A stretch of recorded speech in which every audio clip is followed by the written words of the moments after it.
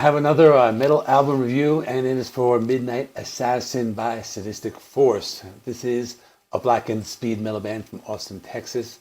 They are similar to the band Hellripper, which released an album earlier this year. This is their second album. The band is new on the scene. They've been around since 2020.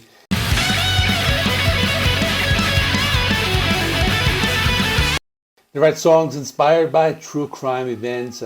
They are a three-piece band led by James Oliver on guitars and vocals, along with Blaine Dismukes on bass and Jose Acataz on drums.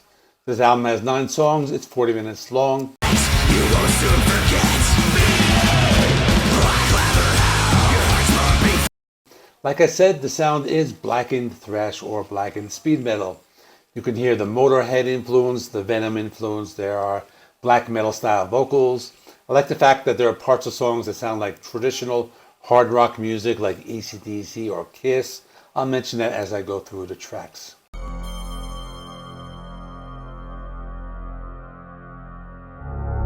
First track is called The Unseen Force. This is just a 30-second intro. It sounds like the beginning of an 80s horror movie similar to the band The Lion's Daughter that I just reviewed.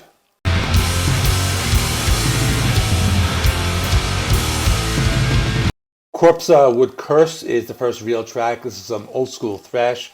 The main guitar riff reminded me of like a sped up version of Metallica's Lux Eterna.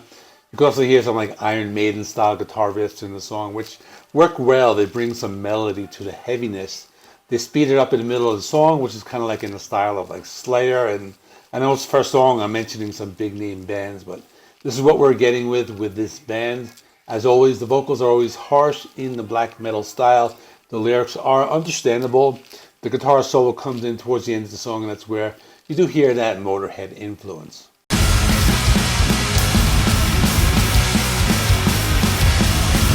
Speeding Black Leather Hell is the next song. They really turn up the speed with the song.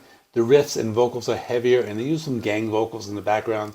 I like the song title. It sounds like something Rob Zombie would write, or either that or some kind of like AI generated song title where they just come up with 4 random words that are associated with metal music and they put them together. It's like Speeding Black Leather Hell. I don't know, that's what I thought of it. But anyway, the song is very intense. The best part comes in during the middle of the song where they go from these heavy thrash riffs in the style of bands like Violence or the melodic like Iron Maiden style guitar riffs that I was just talking about.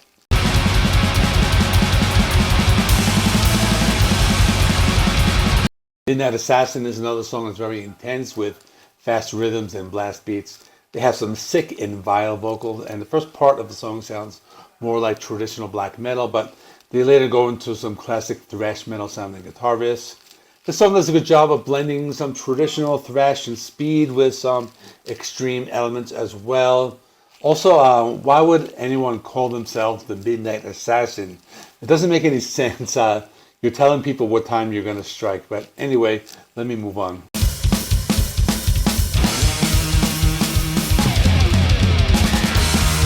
Nuremberg Nights is a very Motorhead sounding song with an opening riff a little reminiscent of Ace of Spades, as well as the way they alternate the vocals with the main guitar riff in the verse section. The bass guitar can be heard well in the song. The best part of the song comes around the middle where they slow it down with a little classic thrash. That metal guitar riff goes into a section that sounds more like traditional black metal, but then it changes up again with traditional heavy metal in the guitar solo. This was one of the better songs on the album.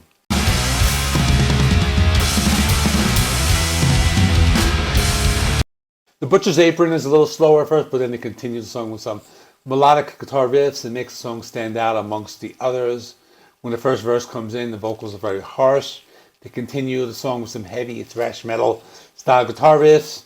They keep things interesting with the changing tempos, and there's some death metal influence on this one as well.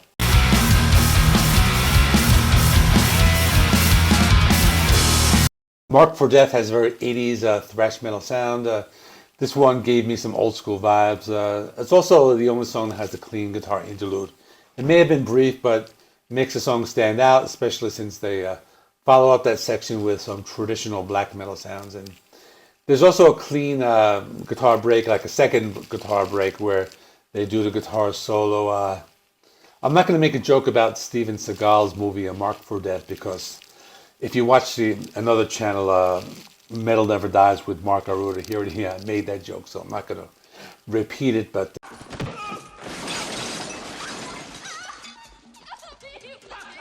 and the last song is called Campaign of Sin.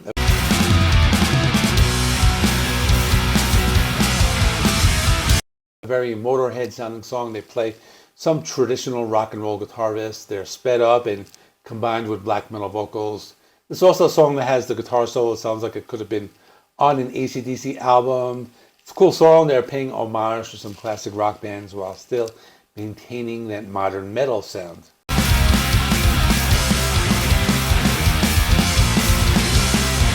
Howl of the Horde is the final song. This one also has an old school rock and roll sound, played very fast. The song is very aggressive and energetic. There are a few darker tones used in some of the guitar playing, and the vocals are very intense. The chorus sounds good with gang vocals in the background. Thought this one was pretty good and a really good album closer. Now for my final thoughts, I think this album can be compared to the previous Hellripper album that was released earlier this year.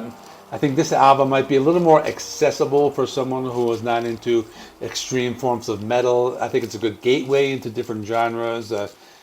Because at the core, it's a mix of classic traditional heavy metal and thrash, which are usually the first genres people listen to. So with that being said, I think it's pretty good. I'll give it an 8 out of 10. It's a fun album, not something to take too seriously. Just an enjoyable ride when you listen to it from start to finish. If you're interested, here's my review of Hellripper, which I would say is this album most similar to this one. I have it right here. And please like this video. It helps me with the algorithm. Please subscribe. I think I need about like 50 subscribers or more just to reach my goal of 2,000. Please comment, and I will see you in the next one.